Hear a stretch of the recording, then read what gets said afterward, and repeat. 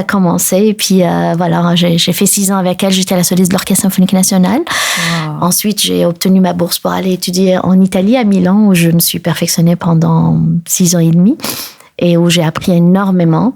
Donc voilà, ça a été vraiment un parcours où j'ai découvert le chant lyrique qui me passionnait, puis qui me faisait découvrir cette voix à l'intérieur de moi qui me dépassait, qui faisait vibrer tout mon corps. Mm-hmm. Et à partir de là, je commençais à vouloir reprendre les chants traditionnels. Dans notre école, il y avait une tournée qui s'appelait Voci del Mondo, les voix du monde. Et chacun devait mettre la tenue traditionnelle de son pays, chanter 2 airs d'opéra et une chanson traditionnelle. Donc moi, j'avais aucune musique écrite parce qu'on a la tradition orale. Donc j'ai donné à mon amie compositrice japonaise 2 chansons. Une de Idir, Sindhu, et une autre, Habbaytek Bissayf de Fayrouz. J'ai dit, tu peux me la transcrire, s'il te plaît, en partition. Et c'est grâce à ces chansons, et Goumari aussi, une chanson du désert algérien, que j'ai pu chanter avec la tenue traditionnelle et représenter mon pays.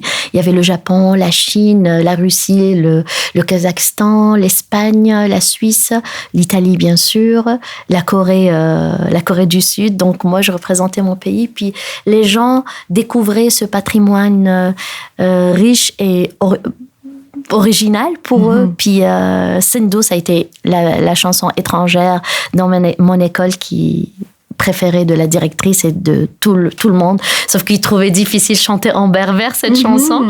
Alors c'est comme ça que je commençais à reprendre des chansons traditionnelles avec ma voix lyrique, puis le travailler techniquement pour mettre ma voix lyrique au service de ce chant ancestral.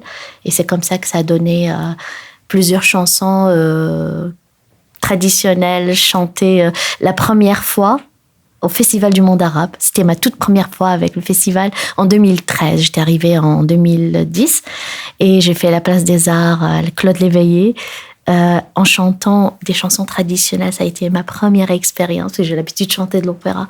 Et là, je dis, il y a vraiment, les gens aiment ça. Puis moi, je me sentais heureuse de pouvoir représenter mon patrimoine avec cette voix, avec des arrangements originaux aussi. Donc, c'est comme ça que ça a commencé jusqu'à ce qu'en 2018, je sois invitée à l'Opéra d'Alger par le Wali d'Alger. Puis je fais une première partie classique, une deuxième partie traditionnelle avec mon pianiste Dominique Bouliane, qui tombe amoureux de mon répertoire et la musique algérienne. Il dit, Férouz, il faut qu'on fasse quelque chose.